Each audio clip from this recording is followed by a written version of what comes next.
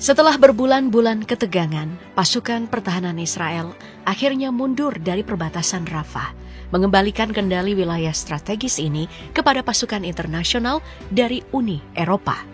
Langkah ini merupakan bagian dari fase pertama perjanjian gencatan senjata yang diharapkan dapat meredakan krisis kemanusiaan di Gaza. Namun, di tengah perkembangan ini, Presiden Amerika Serikat Donald Trump justru mengusulkan rencana kontroversial merelokasi warga Palestina ke Yordania dan Mesir. Pernyataan ini pun memicu kecaman luas dengan banyak pihak menilainya sebagai upaya pemaksaan yang dapat memperburuk penderitaan rakyat Palestina. Bagaimana Uni Eropa merespon dinamika ini? Seperti inilah peran Uni Eropa di konflik Israel-Palestina. Sejak deklarasi Berlin pada tahun 1999, Uni Eropa secara resmi mendukung solusi dua negara sebagai jalan menuju perdamaian antara Israel dan Palestina. Dalam deklarasi ini, Uni Eropa menegaskan komitmennya terhadap pembentukan negara Palestina yang merdeka, hidup berdampingan secara damai dengan Israel.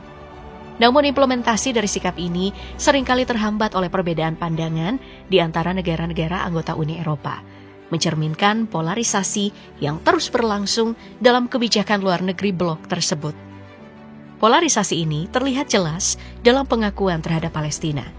Pada tahun 2014, Swedia menjadi negara pertama di Uni Eropa yang secara resmi mengakui Palestina sebagai negara berdaulat, disusul oleh dorongan dari parlemen beberapa negara anggota lainnya, seperti Irlandia, Britania Raya, Prancis, Portugal, Spanyol, dan Italia. Namun, negara-negara lain terutama di Eropa Tengah, seperti Republik Ceko, memilih untuk tidak mengikuti langkah ini karena memiliki hubungan diplomatik yang erat dengan Israel. Perbedaan ini mencerminkan perpecahan di dalam Uni Eropa dalam menyikapi konflik ini, dengan beberapa negara secara terang-terangan pro-Palestina, sementara yang lain lebih mendukung Israel atau memilih bersikap abstain. Di tingkat parlemen, kritik terhadap kebijakan Israel semakin sering muncul. Beberapa anggota parlemen Uni Eropa secara terbuka mengecam kebijakan Israel, terutama terkait pembangunan pemukiman di wilayah pendudukan. Tindakan militer yang dianggap melanggar hukum internasional dan blokade terhadap Gaza. Salah satunya datang dari Mick Wallace, legislator Irlandia di Parlemen Eropa, yang mengatakan bahwa Israel sebagai entitas teroris yang tidak menghormati hukum internasional. Meskipun kritik ini cukup vokal, seringkali mereka tidak diikuti oleh tindakan konkret karena keengganan beberapa negara anggota untuk mengambil langkah-langkah yang dapat merusak hubungan dengan Israel, terutama dalam bidang ekonomi dan pertahanan. Ketegangan internal di Uni Eropa pun semakin mencuat setelah eskalasi perang antara Israel dan Hamas.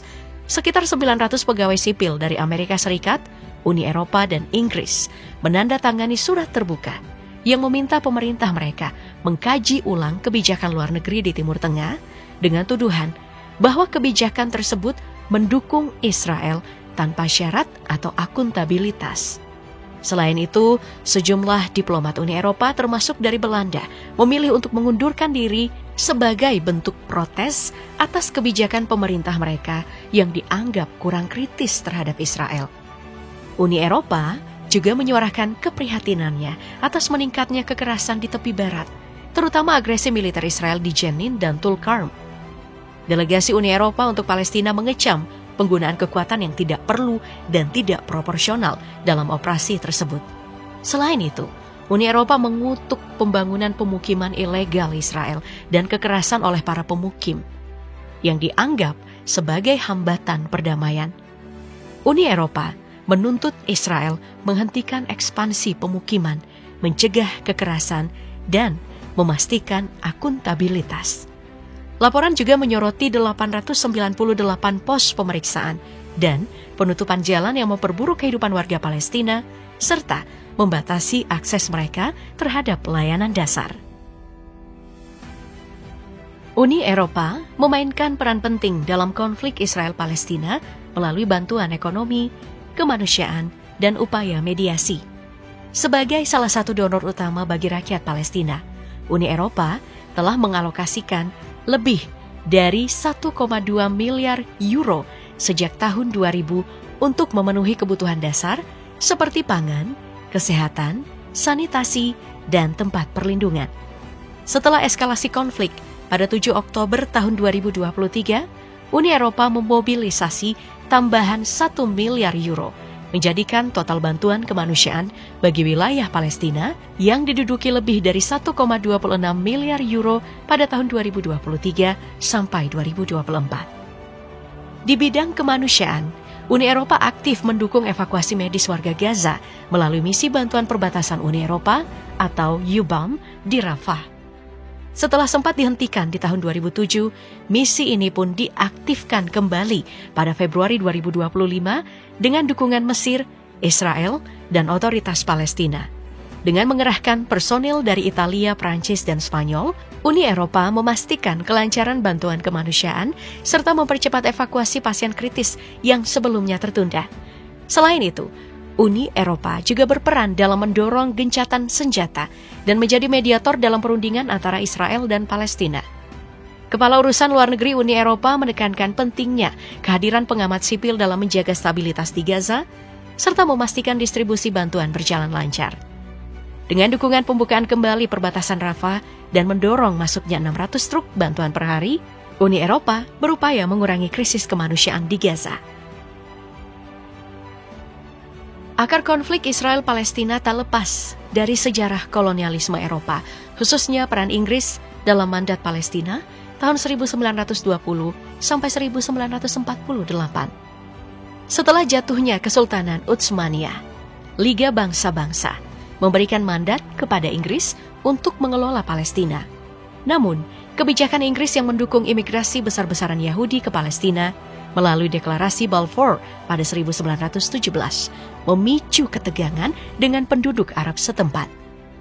Ketidakmampuan Inggris mengelola konflik ini berujung pada Perang Arab-Israel 1948 dan berdirinya negara Israel, yang diiringi pengusiran massal ratusan ribu warga Palestina dari tanah mereka.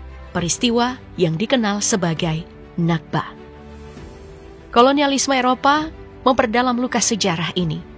Eropa yang selama abad ke-19 dan awal abad ke-20 berperan besar dalam membentuk peta politik Timur Tengah, meninggalkan warisan berupa batas-batas wilayah yang syarat akan konflik. Uni Eropa sebagai penerus kebijakan dan kepentingan kolonial Eropa di masa lalu, kini menghadapi konsekuensi sejarah dalam bentuk tanggung jawab kemanusiaan dan politik terhadap Palestina. Hubungan antara Uni Eropa dan Palestina dimulai pada 1975, saat Organisasi Pembebasan Palestina diakui dalam dialog Euro-Arab. Sejak itu, Uni Eropa menjadi mediator dalam proses perdamaian Israel-Palestina, termasuk dalam Kuartet Timur Tengah bersama PBB, Amerika Serikat, dan Rusia. Meski Uni Eropa tidak memiliki sikap tunggal dalam mengakui Palestina sebagai negara, beberapa anggotanya seperti Swedia, Malta, dan Siprus telah melakukannya. Pada tahun 2014, pengakuan Swedia terhadap Palestina mendorong negara-negara lain di Eropa seperti Irlandia, Prancis, dan Spanyol untuk mempertimbangkan langkah serupa. Di sisi ekonomi, Uni Eropa adalah pendonor bantuan asing terbesar bagi Palestina. Antara tahun 2000 sampai 2011, Uni Eropa menyumbangkan hampir 4 miliar euro untuk pembangunan dan reformasi Palestina. Pada tahun 2012, jumlah ini meningkat menjadi 200 juta euro, 2 kali lipat dari tahun-tahun sebelumnya. Uni Eropa juga menyumbang 50% dari dana yang digunakan untuk pembangunan negara dan reformasi yang dijalankan oleh Perdana Menteri Palestina Salam Fayyad. Dampak kolonialisme Eropa masih terasa hingga kini dalam dinamika politik dan ekonomi Palestina. Uni Eropa terus berupaya memperbaiki ketidakadilan historis melalui bantuan keuangan dan mediasi konflik. Namun tantangan tetap ada, dari perpecahan internal Palestina hingga kebijakan Israel yang terus memperluas permukiman di wilayah pendudukan. Peran Uni Eropa di masa depan akan sangat menentukan. Apakah solusi dua negara dapat terwujud? Atau konflik ini terus berlanjut tanpa kejelasan? Uni Eropa yang selama ini berusaha memainkan peran dalam konflik Israel-Palestina, tetapi efektivitasnya masih dipertanyakan. Meskipun Uni Eropa adalah salah satu penyokong terbesar bantuan kemanusiaan bagi Palestina, blok ini seringkali hanya berperan sebagai pengamat dalam proses negosiasi. Ketidakmampuannya untuk berbicara dengan satu suara akibat perbedaan posisi negara-negara anggota menjadi kendala besar dalam pengaruh diplomatiknya. Misalnya, sementara beberapa negara Eropa mendukung pengakuan negara Palestina, yang lain cenderung lebih dekat dengan kebijakan Israel. Namun Uni Eropa tetap menjadi aktor penting dalam menyalurkan bantuan kemanusiaan. Pada tahun 2025, Uni Eropa telah mengalokasikan 120 juta euro untuk bantuan bagi Gaza, mencakup makanan, air, tempat tinggal, dan perawatan kesehatan. Selain itu, Uni Eropa sedang mempertimbangkan untuk mengaktifkan kembali misinya di perlintasan Rafah yang dapat membantu memastikan distribusi bantuan secara lebih efektif. Gencatan senjata yang mungkin terjadi di Gaza memberikan peluang bagi Uni Eropa untuk memperkuat perannya dalam stabilitas kawasan. Namun, solusi jangka panjang memerlukan pendekatan yang lebih dari sekadar bantuan kemanusiaan. Salah satu langkah yang dapat diambil Uni Eropa adalah mendorong kembalinya otoritas Palestina ke Gaza dengan lebih banyak dukungan politik dan finansial. Mengingat Uni Eropa adalah donor utama PA, blok ini memiliki leverage untuk mendorong reformasi internal yang dapat meningkatkan kredibilitas pemerintahan Palestina. Selain itu, Uni Eropa dapat bekerja sama dengan negara-negara Teluk untuk membiayai rekonstruksi Gaza, memastikan bahwa pembangunan kembali tidak hanya bersifat fisik, tetapi juga menciptakan kondisi bagi stabilitas jangka panjang. Dalam jangka menengah, Uni Eropa perlu menggunakan pengaruhnya untuk menekan Israel agar menghentikan pembangunan pemukiman ilegal yang menjadi salah satu hambatan utama bagi solusi dua negara. Masa depan peran Uni Eropa dalam konflik ini sangat bergantung pada dinamika global, terutama dengan kembalinya Donald Trump sebagai Presiden Amerika Serikat. Trump dikenal sebagai pendukung kuat Israel yang berpotensi memperlemah upaya internasional untuk menekan Israel dalam negosiasi damai. Namun, Uni Eropa tetap memiliki kesempatan untuk memengaruhi kebijakan Amerika Serikat dengan berkolaborasi dengan mitra Arab dan komunitas internasional lainnya. Tantangan terbesar bagi Uni Eropa adalah menerjemahkan komitmen politiknya menjadi tindakan konkret.